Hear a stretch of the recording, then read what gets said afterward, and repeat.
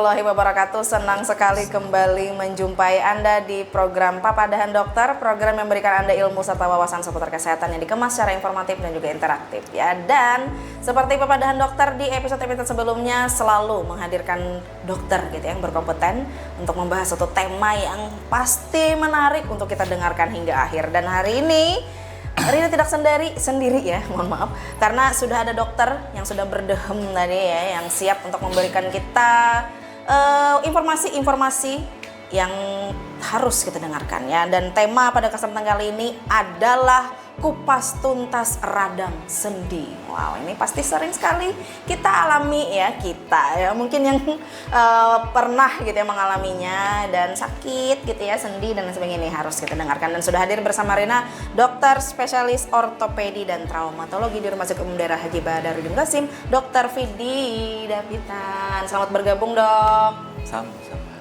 Sepertinya sehat-sehat saja, Dok ya. Alhamdulillah. Masih bisa bernapas dan berlari. Bernapas dan berlari itu ya kata kucingnya. Oke, Dok, radang sendi, Dok ya. Ini kayaknya sih bukan hanya orang tua sih ya yang mengalaminya, Dok. Dan saya pun sudah mulai agak ke arah-arah situ nih, Dok ya. Kita secara umum dulu, Dok. Apa sih, Dok, radang sendi ini, Dok? Dan jenis-jenisnya apa sih, Dok? Jadi gini, radang sendi atau kita bilang secara ilmiahnya osteoartritis. Osteoartritis itu adalah suatu peradangan yang berada di sendi-sendi badan kita. Jadi sendi badan kita tuh hampir 300 ya, gitu. Jadi bisa semuanya tuh terkena. Jadi misalnya paling sering adalah kasus yang datang ke poliklinik ortopedi itu paling sering adalah radang sendi pada bagian lutut. Kemudian pada bagian panggul, kemudian tulang belakang. Tulang belakang juga kan antara ruas si tulang-tulang itu dia punya persendian. Itu juga bisa mengalami osteoartritis ya. Jadi sebenarnya radang sendi itu adalah proses pengapuran pada sendi yang sebetulnya penyebab utamanya adalah unstable. Jadi sendi itu tidak stabil. Ya kayak misalnya nih saya gambarin ini ada lutut ya. Ini manikin lutut. Jadi lutut kita ini terdiri dari tulang paha dan tulang tibia dan fibula ya. Ini lututnya. Ya. Kemudian dia mempunyai banyak ligamen. Kan kalau misalnya nggak ada ligamen-ligamen ini lepas nih lutut nih. Ya kan? Jadi ini ada ligamen, ini ada yang kita bilang MCL, medial collateral ligament, ini adalah LCL, lateral collateral ligament. Kemudian yang akan menjadi concern buat atlet biasanya ini ada namanya ACL, anterior cruciate ligament. Ini biasanya kalau pemain bola putus ininya udah tuh kacau udah. Ya, penanganannya berat. Kemudian ada PCL. Dan kemudian ini ada yang kita bilang quadriceps muscle. Dia melewati si tulang patella, kita bilang tempurung. Tempurung, dia berhenti di sini. Jadi fungsinya adalah untuk mengangkat si tulang bawah ini jadi lurus. Nah, selain itu ada juga otot-otot. Nah, pada saat dia nggak stabil, nih, kan harusnya pergerakan lutut tuh hanya gini ya. Iya. Gitu ya. Gitu. Pada saat dia nggak stabil, dia akhirnya gini. Karena ini nggak stabil. Nah, karena nggak stabil itu, akhirnya kelebihannya tubuh kita yang diberi sama Allah itu adalah dia akan mencoba menstabilkan. Menstabilnya gimana caranya? Dia akan memperlebar penampangnya ini. Dia akan melebar, kemudian akan melebar. Ya. Cuma kekurangannya adalah kalau kita di sini ada namanya tulang rawan atau cartilage. Itu makanya kalau misalnya kita makan ayam, lihat tulangnya tuh ada di ujungnya yang putih, empuk gitu kan. Itu namanya cartilage. Cartilage itu empuk dia karena ada cairan. Di bawah juga kita punya cartilage juga di sini. Kemudian kalau buat lutut ini ada namanya meniskus yang bantalan. Nah, pada saat dia nggak stabil, akhirnya dia akan memperlebar si penampang ini ya menjadi ke sini. Tapi kekurangannya dia akan menarik cairan dari si cartilage ini, dari tulang rawan ini. Otomatis yang tadinya empuk menjadi kering. Nah, habis mulai kering-kering akhirnya kayak misalnya kita punya tembok dulunya bagus, lama-lama kan bocel nih. Iya. Nah, mulai bocel-bocel tuh. Karena dia kering, karena sering berbenturan. Akhirnya jadilah radang. Karena biasanya kadang-kadang pada saat dia meradang itu terjadi kita bilang microfracture. Microfracture tuh jadi ada patahan-patahan kecil yang nggak kelihatan oleh mata. Dan dia pada saat ada sesuatu fracture, itu pasti akan terjadi proses inflamasi, peradangan, dan akhirnya nyeri, bengkak. Tuh, itu dasarnya terjadi osteoartritis. Tuh ya, jadi nggak cuma di sini, nggak di lutut, di panggul juga sama. Sakit gitu ya dok ya? Iya. Bedain sama osteoporosis ya? Beda. Beda. Kalau osteoporosis itu adalah kita berbicaranya dengan bukan sendi tapi tulangnya nih. Oh, tulang. Oke. Ini tulangnya, tulang kita tuh bentuknya kan bulat ya. Kemudian ini dinding-dindingnya itu ada ketebalannya kita bilang. Nah, pada saat osteoporosis biasanya usia-usia kalau buat wanita setelah menopause ya, kemudian pada orang-orang yang tidak aktif ya, misalnya pada saat dia terkena stroke dan dia tidak bisa menggerakkan segala macam, ada namanya diffuse osteoporosis. Jadi karena tulang itu dia akan lebih kuat apabila terkena benturan atau tekanan. Gitu. Jadi kalau misalnya kitanya diem aja, makanya orang-orang yang punya stroke dia nggak menggerakkan pada saat kena benturan sedikit, yang buat orang normal ya nggak apa-apa, tapi buat dia mungkin langsung patah. Karena ini si penampang tulangnya ini dia lebih tipis dibandingkan orang normal. Itu namanya osteoporosis. Bukan osteoartritis. Osteoartritis. Nah, Terus gitu. dengan rematik dok, kan nyeri juga dok. Seperti dikeluhkan abah di rumah dok, nyeri rematik katanya. Ya, orang-orang kan selalu, wah ini rematik, kalau enggak ini asam urat. Nah, populernya gitu nih dok. Gimana Jadi dok? gini, rematik juga kita bilang artritis, ya, radang sendi. Ya, cuma kalau rematik ini bawaan. Ya, jadi dia tuh autoimun. Jadi ibaratnya ada yang kita bilang rheumatoid arthritis, ada juga rheumatoid heart disease ya, karena jantung. Nah, kalau rheumatoid arthritis ini ciri khasnya adalah itu ada ARA ini ya, kriteria ARA kalau nggak salah. Jadi salah satunya itu ada beberapa tuh harus masuk. Yang pertama adalah nyerinya onsetnya kurang lebih 6 bulan ya, berturut-turut. Kemudian mengenai bilateral, jadi bilateral itu dua-duanya nih, misal kanan kiri ya. Kemudian adanya kekakuan sendi lebih dari 30 menit pagi hari ya. Kemudian baru dites itu ada namanya anates, ada astol ya, ada rheumatoid factor untuk melihat ini betul tidak. Dan biasanya kalau rheumatoid arthritis, kalau kami di ortopedi biasanya ngelihatnya adalah dari mulai jari. Nih ininya berubah nih. Apanya dok? Bentuknya. Ya, jadi kalau misalnya kita gini kan bagus nih ya lari. Mereka tuh akan berubah karena lebih banyak menyerang si sendi-sendi ini. Kecil. Rheumatoid arthritis tuh jarang banget dia menyerang sendi besar kayak lutut, panggul tuh jarang. Tapi bisa. Gitu. Tapi ciri khasnya adalah di sendi ini. Kemudian kalau asam urat, nah asam urat tuh hampir tidak pernah menyerang sendi besar. Dia paling sering adalah di kaki, di jari-jari kaki atau di pergelangan kaki bagian dalam. Karena dia di sini tempatnya kadang-kadang kristal asam urat ngumpul, kita bilang topus. Dia akan melebar besar karena dia kristal asam urat ngumpul di sini. Itu yang akan buat sakit. Jadi kalau misalnya sakit lutut, hampir jarang banget itu asam urat.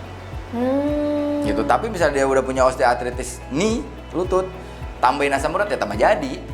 Karena di bawahnya juga sakit kan. Iya sih. Gitu. Jadi kalau rematik adalah autoimun. Jadi autoimun tuh jadi ibaratnya gini, kita punya imun badan kita sebagai polisi yang kalau misalnya ada sesuatu dia akan nyerang. Nah, ini polisinya ini berkhianat. Nah. Gitu. Jadi yang harusnya dia jadi polisi tapi dia akhirnya jadi penjahat. Makanya Kalau udah autoimun itu biasanya penyakit dalam ya sama dengan SLE, sistem lupus erythematosus itu kan autoimun juga, rheumatoid arthritis sama autoimun. Ya udah, dia pengobatannya adalah buat maintenance supaya nggak nyeri dan memblok si autoimun ini.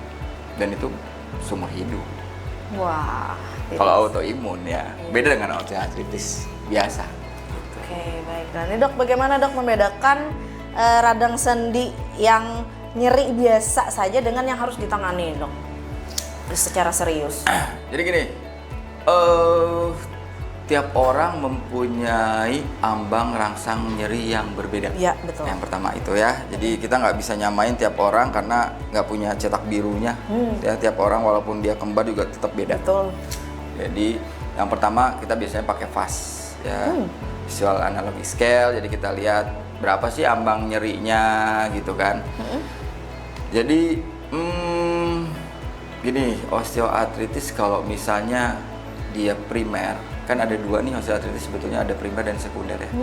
Kalau primer itu biasanya penyebabnya ada karena proses degenerasi. Proses degenerasi itu proses bertambahnya usia gitu. Kalau secondary osteoartritis ini biasanya terjadi kalau misalnya pernah dapat cedera daerah sendi ya, kemudian misalnya patah di sininya gitu kan, masuk ke sendi sini, dan pada saat penyembuhannya dia nggak alignment, nggak bagus lagi gitu kan, dia 5-10 tahun kemudian akan terjadi osteoartritis gitu. Jadi penanganan yang kita lakukan sebetulnya bukan mengobati, bukan menyembuhkan ya, karena sekarang misalnya umurnya 45, nggak bisa kita nahan jadi 46. Iya sih. Ya kan? Ya 45 nih. Ya udah, berarti yang penanganan yang kita lakukan adalah gimana caranya pain-nya, nyerinya itu berkurang. Kemudian quality of life-nya meningkat. Penyakitnya disembuhkan? Tidak. Karena makin bertambahnya usia, aktivitasnya makin banyak, misalnya beban di lututnya makin banyak, ya makin rusak. Itu makanya kita akan memodifikasi gaya hidupnya, kemudian obat-obatan buat gimana caranya nih supaya nggak cepat tambah rusak. Iya. Itu aja. Ya, jadi kan penyebab osteoartritisnya sendiri susah ya. Osteoartritis nih, prof saya udah belajar sampai 2 tahun aja Belum. Ribet gitu, karena kita nggak bisa ngelawan proses degenerasi ya. Kemudian nggak tahu Allah menciptakan gimana, jadi nggak setiap orang bisa kena gitu ya. Jadi tapi akhirnya diklasifikasi sama tim-tim yang udah jago nih. Yang pertama adalah obesitas penyebabnya gitu kan. Obesitas karena pada saat kita berdiri, terutama pada saat kita turun tangga, 60-70% berat badan kita berada di lutut itu ya. Jadi obesitas, kalau misalnya lututnya kena ya dia makin jatuh ya. Kemudian yang kedua adalah gaya hidup yang misalnya dia banyak menggunakan lutut, kayak misalnya naik turun tangga, kemudian kayak squat segala macam ya, benturan-benturan di lutut. Yang ketiga ada faktor genetik juga gitu ya. Jadi ada juga yang beberapa persen itu ini turunannya emang dari awalnya udah ada, ya udah ada juga gitu. Jadi ya itu faktor predisposisinya. Selain ada yang kalau misalnya kena trauma segala macam. Oke, genetik bisa Dok ya? Genetik ada juga ternyata. Waduh, gawat nih Dok ya. Oke, mungkin kita break sejenak dulu Dok ya. Boleh. Karena nanti setelah ini kita akan menjawab beberapa pertanyaan juga dari pemirsa di rumah Dok ya, karena menarik sekali kalau bicara sama Dokter Vidi. Oke, jangan kemana-mana, tetap bersama kami di Papadahan Dokter.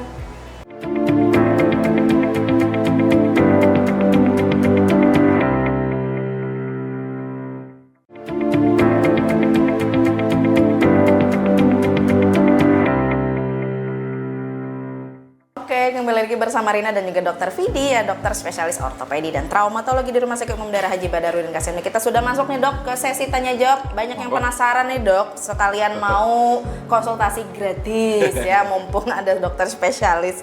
Oke, yang pertama ada Juan di Mangkusip. Katanya Dok, apakah berat badan bisa mempengaruhi radang sendi? Soalnya lututnya sering sakit dan postur tubuh lumayan berisi. Yang tadi ada obesitas. Ya, jadi obesitas itu emang faktor pertama ya yang kita bilang gitu kan, terjadinya radang sendi pada lutut ya, terutama pada lutut, dan kedua biasanya pada hip nih, pada panggul. Karena loadingnya itu berat badan kita 60-70% pada saat kita berdiri ataupun naik turun tangga, terutama turun tangga. Kalau naik tangga kan nggak ada ini ya, nggak ada beban ya. Pada saat turun tangga kan kita lurus kaki nih, pada saat kita lurus tuh beban semuanya ada di sini. Nah, jadi ini bagian dalam ya. Ini bagian dalam, ini bagian luar karena ada tulang kecil nih bagian luar. Jadi pada saat kita beban kayak gini, badan itu biasanya cenderung akan memberi beban di bagian dalam. Ya, kenapa? Karena bagian luar punya tulang ini nih, penyangga, dia akan lebih kuat. Makanya kadang-kadang pada pasien-pasien yang osteoartritis dengan gemuk, lihat deh kakinya agak op. Gitu ya. Dia akan gini, gitu. Karena bebannya ada di sini semuanya, di bagian dalam. Karena ini ada pula tulang ini nih, di bagian dalam nih biasanya kayak gini. Makanya kelihatannya, jadi kalau pasien datang, dok sakit lutut, pertama yang saya lakukan, coba ibu berdiri dan berjalan. Ya, dari berjalan kita udah bisa lihat, ini ada antalgik ya, kita bilang antalgik itu kalau misalnya dia nyeri, dia akan cepat pada bagian sisi nyerinya buat ngangkat kakinya. Yang kedua, pada saat dia berdiri, kita suruh, bu coba lurusin kakinya, kemudian tempelin mata kakinya. Kalau orang normal kita nempelin, dia akan nempel ya. Nih, mata kaki nempel, ini nempel. Ya. Tapi kalau misalnya dia udah terjadi, nah geseran, dia akan gini. Oh, tidak nyatu. Iya, betul sekali. Oh, Alignmentnya udah langsung berubah. Itu salah satunya itu. Makanya kalau gemuk ya makin jadi. Karena kan berat badannya semua ada di situ. Oke, jadi Beban. mulai Diet, terutama yang muda-muda ya. Kalau yang udah usia di atas 50 agak susah ya. Tapi kalau misalnya yang muda-muda nih terutama, karena kalau teorinya sebenarnya osteoartritis di atas 45 tahun atau 50 tahun, tapi sekarang banyak poli datang 35 Di luar tahun teori kok itu, ya. udah grade 2 ya. Kenapa nih gitu? Lihatin posisinya karena gemuk kadang-kadang. gaya hidup. Ya, kayak gitu.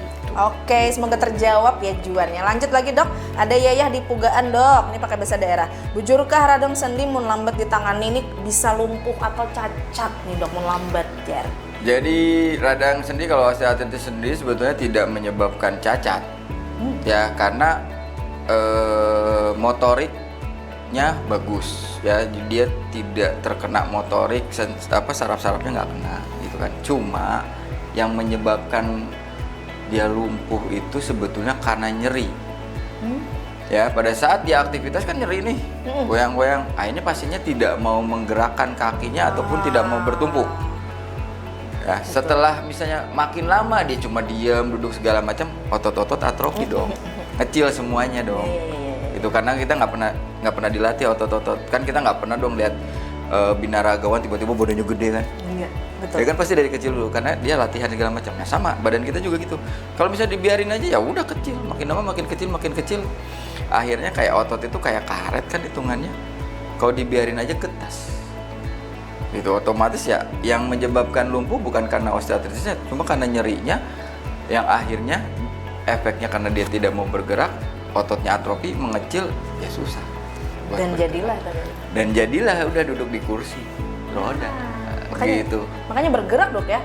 Bergerak sebetulnya, makanya kadang-kadang kan orang datang nyeri pertama, kemudian keluhannya adalah kadang-kadang dok saya sholatnya nggak sempurna, nggak bisa duduk di antara dua sujud, kemudian jongkok nggak bisa gitu kan. Nah ini agak bertentangan sih teori yang saya dapat. Jadi karena otot-otot, karena nyeri ini otot-otot kan mengkerut segala macam. Kalau saya kadang-kadang biasanya ya udah bu, latihan di rumah jongkok nih, jongkok 5-10 menit sehari. Dah diem aja jongkok, gak usah naik turun, jongkok aja. Sebisanya jongkok. Itu akan nyeri karena ototnya dibuat gini kan. Ini kan, ini pasti kenceng nih. Gitu loh. Karena sementara waktu sakit, posisi kita tuh paling enak kalau sakit gini. Gini doang. Diginiin sakit, ditarik sakit. Karena ini posisi anatomisnya. Dia akan kayak gini gitu loh. Makanya baru awal-awal dipaksa aja buat jongkok. Karena ada statement sekarang gaya hidup orangnya udah berubah. Kalau dulu orang zaman dulu Nyuci piring, jongkok. Ya, betul. Ya kan? Ya. Nyuci baju, jongkok. BAB, Kok. jongkok. Terus bapak-bapak kalau nongkrong di pinggir jalan, jongkok. Yes. Main dom, jongkok. Iya. Makan, di bawah. Iya. Sekarang, Nyuci piring, berdiri. Berdiri. Nyuci baju, udah pakai mesin. Iya, iya. Makan? Iya, iya, iya. Pakai kursi. Nah, Ah. ya kan? Iya sih. BAB, Pakai Duduk. kloset Iya. duduk. jarang kan buat jongkok. Otot-ototnya akan terbiasa cuma sampai sini, tidak sampai sini. Makanya yang masih rajin sholat lebih dari 5 waktu sehari, dia akan lebih bagus karena dia naik sampai sini. Iya, iya, iya. Gitu ya kan, karena ya kalau dulu kan memang serba di bawah ya. Sekarang kan udah dimanjakan segala macam otomatis itu. Jarang dok ya. Jarang. Oke, baiklah, lanjut lagi. Semoga terjawab ya. Ya. Dok, dari Raihan di Wirang, katanya dok, benarkah pemakaian alas kaki yang salah atau tidak sesuai dapat menyebabkan radang sendi? Sebenarnya kalau alas kaki sendiri, dia radang sendinya beda nih. Kita nggak ngomongin lutut, kita ngomongin plantar fascia. Plantar fascia itu telapak kaki kita di bawahnya nih ada plantar namanya, fascia plantaris. Kemudian ada tulang bawahnya calcaneal. Ya, jadi pada saat kita banyak aktivitas, kemudian alas kaki keras, ya, berdiri dan berjalan dengan alas kaki yang keras, itu si plantar fascia akan menarik. Dia kan berhentinya di tulang calcaneal, nggak di tulangnya. Jadi di telapak kaki itu yang nih tumit nih, tumit, kemudian di sini plantarnya gini, set ke arah depan sini. Ya, pada saat kita pakai sepatu flat shoes rata, dia kan gini, dia akan menekan. Ya, menekan lama-lama akan terjadi peradangan sama radang. Tapi di calcaneal sini, bukan di lutut. Nah, ini yang akan menyebabkan yang tadinya tulangnya kotak ini ya, kalau gambarannya, dia kayak keluar taji ayam. Gitu. Itu tajam nih. Set. Karena tarikan dari ototnya, dari pelantarnya. Nah, itu akan menyebabkan nyeri, ya. Itu juga lumayan kasusnya banyak karena aktivitas paling banyak ibu-ibu yang sering banget pakai flat shoes, kalau nggak high heel. Kemudian pekerja tambang yang pakai sepatu safety, ya, karena kan dia keras alasnya. Ya. Nah, makanya modifikasinya adalah pakailah, waktu kami sekolah, dari awal sekolah ambil ortopedi, kami dilarang pakai sepatu pantofel karena kamu banyak bergerak, kamu banyak berdiri, carilah sepatu kets. Kets ya, aman lah. Gitu. Jadi atletisnya bukan di sininya sebetulnya. Nih di sini nih sakit banget. Pagi, ciri khasnya adalah bangun pagi-pagi pada saat dia nginjak pertama sakit. Ya, kemungkinan terjadi plantar fasciitis, kemudian terjadi calcaneal spurs, apalagi kalau misalnya kakinya flat shoes yang kaki rata. Ya, paling gampang adalah gini aja, suruh berdiri, nempel nggak tuh semuanya nih telapak kakinya. Kalau tidak? Kalau tidak itu yang normal. Oh, kalau tidak itu yang normal. Set, dia kan gini kaki, ya kan di tengahnya nih kelihatan nih. Oh iya. Makanya sepatu olahraga selalu dia buat kayak gini. Karena dia buat naikin si medial arch-nya ini. Coba kalau flat shoes lurus dia. Kayak misalnya orang-orang yang senang Air Jordan segala macam, lurus tuh rata Air Jordan. Nggak salah. Berarti kalau Gitu. tidak rata itu normal. Ya, jadi sebetulnya kalau flat shoes ini bukan nggak normal. Kita bilang adalah variasi normal. Ya, kekurangannya adalah titik tumpu badan kita berubah lagi. Titik tumpu badan berubah, yang tadinya harusnya gini dia kayak gini, jadi ke dalam. Nanti kakinya agak X. Gini ya. Gitu, karena titik tumpunya ada di dalam. Oke, baiklah. Jadi ini mempengaruhi juga dok ya. Iya. Oke, baiklah. Oke, terakhir nih dok, ada Johan di Kalua. Dok, bolehkah penderita radang sendi tetap berolahraga? Kalau boleh, olahraga apa yang aman? Bagus malahan. Bagus olahraga? Ya kan itu saya bilang, ini nggak stabil. Nih, buatlah stabilin semua nih otot-ototnya. Ya, ligamen otot kita buat stabil. Gimana caranya? Ya kuatin semuanya. Bergerak tadi dok? Ya bergerak tadi, dengan ototnya bergerak segala macam dia akan kuat gitu loh. olahraga untuk osteoartritis terutama bagian sendi lutut, kemudian panggul dan pergelangan kaki yang kami sarankan adalah naik sepeda. Bersepedahlah 5-10 menit per hari. Dengan catatan, jangan pernah ngangkat pantat dari joknya atau sadelnya. Why? Why? Karena pada saat kita ngangkat, beban langsung pindah ke lutut. Oke, betul. Ya kan? Kalau misalnya kita duduk, beban badan kita semua ada di pantat. Tidak mempengaruhi Lutut. kekuatan dari panggul, lutut, dan ankle. Dengan bergerak, kalau misalnya punya sepeda statis di rumah nggak apa-apa, lebih enak. Sambil nonton drakor ibu-ibu, nah gitu kan. Sepedahan setengah jam sampai 1 jam sehari. Yang statis ya? Yang statis boleh. Kalau mau keluar monggo lebih enak lagi. Yang penting itu, jangan pernah ngangkat pantat. Yang kedua, olahraga yang paling bagus adalah berenang. Pada saat kita berenang, kita punya tekanan air dari bawah yang akan menyebabkan semua otot kita akan mengencang. Even kalau misalnya kita cuma pinggir, nggak bisa berenang, pegangan, ngangkat badannya gini di pinggir aja. Itu ininya terendam sampai sini, dia gini aja. Nggak usah harus berenang jalan gitu kan, misalnya nggak bisa berenang di pinggir, pegangan pakai tiangnya, ini ngangkat. Itu akan terbentuk semua dari mulai otot panggul, punggung, panggul, kemudian otot ini semuanya akan terbentuk. Dan ya kalau udah kayak gitu, nggak cuma lutut, panggul, pergelangan kaki. Nih tulang belakang kan bagus. Kalau Proporsional. berenang, ya. Kemudian kalau yang doyan lari, monggo. Lari juga aman? Lari silakan aman. Karena pada saat kita lari jogging itu tekanannya nggak banyak. Ya kalau berdiri kan lama nih. Kalau lari kan beda sama ya, cepet gitu. Tapi kalau bisa pakailah deker. Apa itu? Brace pelindung lutut. Oh. Ya. Mohon maaf nih, saya juga selalu pakai masalahnya. No, yang itu. Oke. Ya. Jadi dia mencoba menstabilkan si ligamen ini. Jadi aktivitas kita cuma gini. Pakai aja terus ya pada saat kita aktivitas gitu ya. Jadi dengan itu pada saat lari dia nggak akan goyang lututnya. Gitu. Kemarin kan sempat ada perdebatan tuh, wah lari benturan segala macam. Ternyata hasil penelitiannya orang-orang yang mengikuti lari half marathon, kemudian maraton, lututnya lebih bagus dibandingin yang enggak. Yuk mulai lari ya atau Lari, sepeda atau berenang. Oke, baiklah. Gitu ya.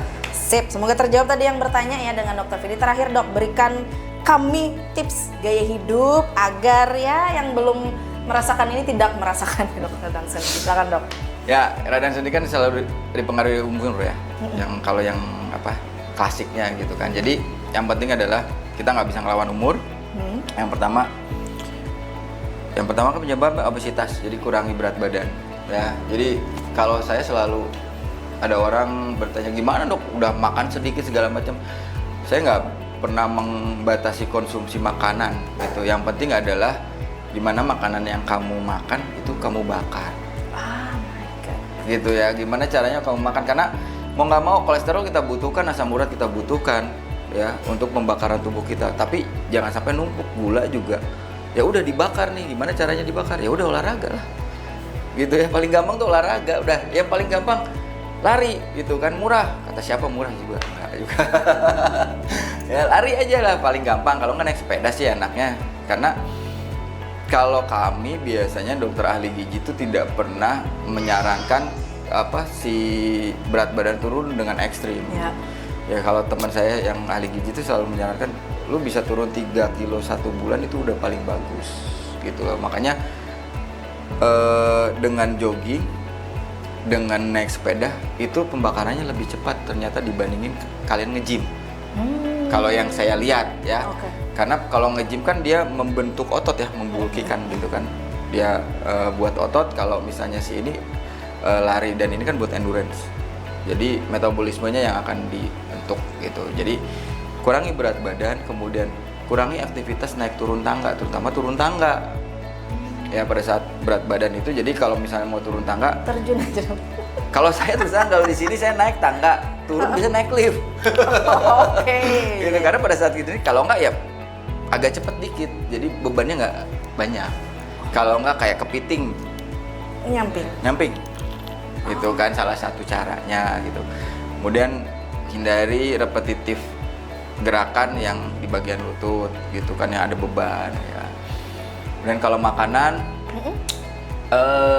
tidak ada rekomendasi ya, buat sendi ini tidak ada rekomendasi. Jadi apakah susu segala macam, monggo susu silakan, susu itu kan untuk tulangnya malahan ya, kita nggak ngomongin sendinya tapi buat tulangnya silakan.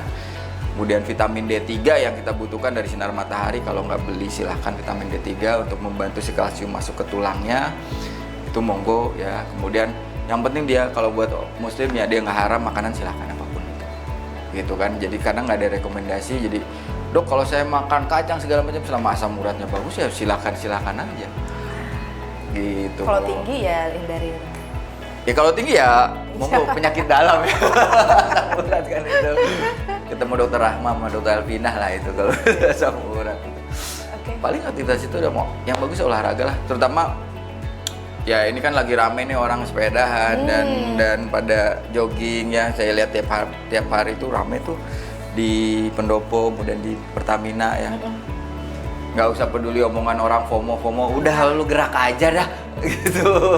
Biarin dia dibilangin FOMO nggak apa-apa, daripada ya yang ngomongin FOMO dia nggak bergerak, lebih baik kita bergerak gitu kan. Nggak apa-apa, banyak tukang foto juga kan, lumayan dapat foto. Tapi berguna kok, tenang aja itu. Kayaknya tips hidup sehatnya adalah bergerak, dok ya, olahraga. Sama itu jongkok. Oke, sering-sering lah ibu ya.